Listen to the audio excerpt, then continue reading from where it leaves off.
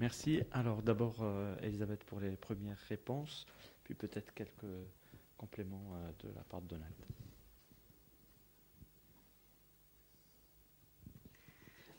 Thanks, everyone, for bearing with me. I'm sorry I don't speak French. I apologize. These are all such interesting questions. Yes. Let's see. How does a user locate a car they want to use?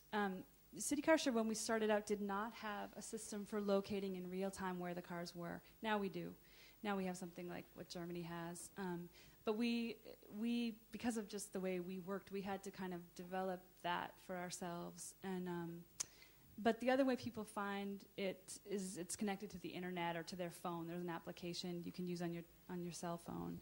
You can also, if you're walking by a location, we call them pods, point of departure. You can look on the application on your cell phone and find out if the cars are available or about to be taken out by another member. So luckily, we've solved that early problem. Let's see. Have we compared our approach to the video cameras on vehicles in Britain?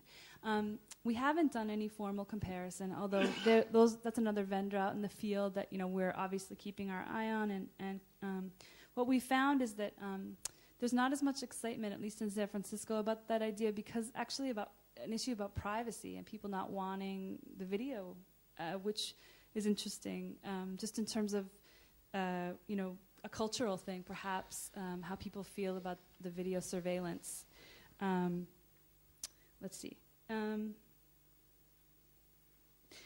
What we found in the denser parts of San Francisco that they've studied about mobility is that there's much higher mobility in general for people who live in these neighborhoods because they live on the axes of a number of different subway, trolley, munibus, ferry, bicycle lane, kind of all these different ways of accessing, ways to get around in the city.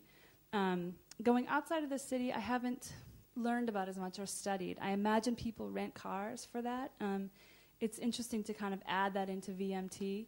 What we do know is that people who don't own cars drive a lot less because if you own a vehicle, you have this massive sunk cost. And psychologically, there's this incentive, really, to drive it as much as possible. I mean, for myself, I remember when I owned a vehicle 10 years ago, if it was a street cleaning day in my neighborhood, I would do an errand with the car because I had to move the car anyway. And it was like, oh, I guess I'll just go get the car washed or go to the grocery store. I mean, I know that kind of psychological setup, and I think it's at work in terms of car ownership. In terms of mobility for the elderly, I'm really happy to say that I think San Francisco is at the forefront of this. It's unconnected to car sharing, but it's a really fantastic program called Paratransit. It's basically an entire system of vans, all of them disabled, accessible, wheelchair vans and so forth. People can call and be picked up at any time of day or night. They can make a reservation in the future. They can call spontaneously, and it's really a fantastic thing. In fact, it's inspiring a lot of us to say, well, if we can do this for the elderly, why can't we do this for other people? Why can't we replace a vehicle ownership and constant driving with a kind of combination of car sharing and on-demand, van service like we get at the airport or like the elderly get. So it's actually an area of inspiration and innovation, I think. And in terms of connecting public transit and car sharing, yes, this is really important. And it's not yet done in the right way. I mean, I think one of the things that we look to in Europe is the really amazing connection that car sharing organizations have made. Like every train station in Switzerland has a car sharing pod. So there's this just like complete closed loop in terms of covering what people need to do and how they need to do it, and this respect for people's way of living. Whatever they need is possible. In San Francisco, it's harder. It's harder to get the municipal agencies to work with us. It's harder to get people don't like to give up parking spaces. There's just it's more in flux, I would say. And I would also say we're 10 years behind, the innovation of car sharing in Europe. So we hope to get there really soon. Thank you for your questions. Merci. Peut-être Monsieur Donald Shoup, si vous voulez, you want to add something about last questions. Well, I have very little to add to what Elizabeth said.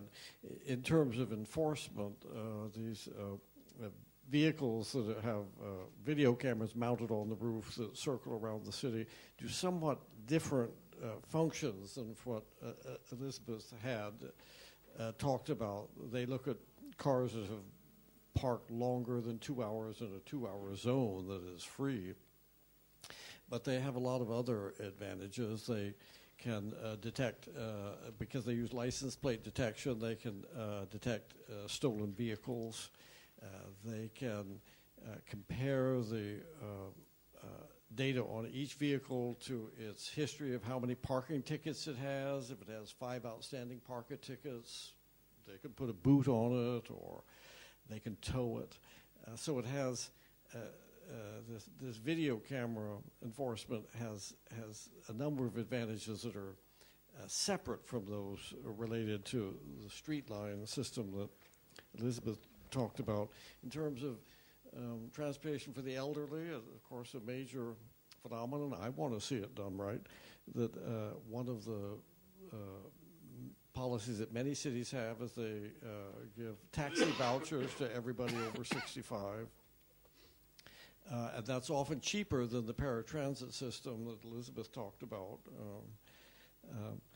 And then there is a point, I don't know how much I can say about it, but it's a little bit different from the emphasis on mobility. You know, I think that there's many people in the United States think there's too much emphasis on mobility, and they talk about another concept called accessibility, which means access to destinations.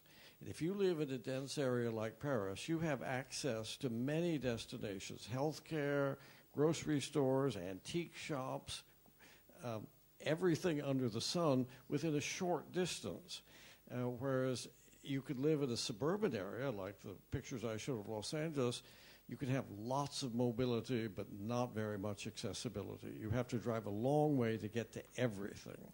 And so you can have accessibility without mobility, which happens in high-density area. You could have mobility without accessibility, or with low accessibility if you live in a rural area.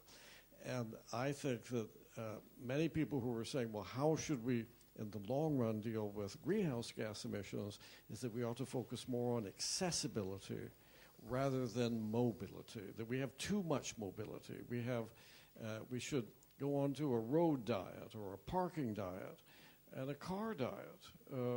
And we should live in areas where we have more access to destinations by foot or by bicycle or by public transportation. So I would say that talking about mobility misses part of the picture of access to destinations. And I think that people who live in Paris have access to so many more worthwhile destinations than people in Los Angeles who have 3 cars at home. Well, that's about all I know, so I better stop. Très bien. Merci Donald Shoup pour cette phrase conclusive, puisqu'on arrive à la fin, je dirais, de la partie plus solennelle, formelle, puisque vous pourrez continuer à discuter avec nos invités autour de quelques rafraîchissements en ce moment de changement climatique, de réchauffement, notamment dans cette salle. Donc je remercie nos 2 invités d'être venus d'aussi loin pour présenter leurs expertises et leurs expériences et d'accepter de discuter. Donc j'espère qu'on pourra encore échanger plus longuement. Donc nous vous préviendrons l'IVM vous préviendra des prochaines sessions qui sont en cours d'organisation autour de cette thématique. Merci à tous pour votre participation.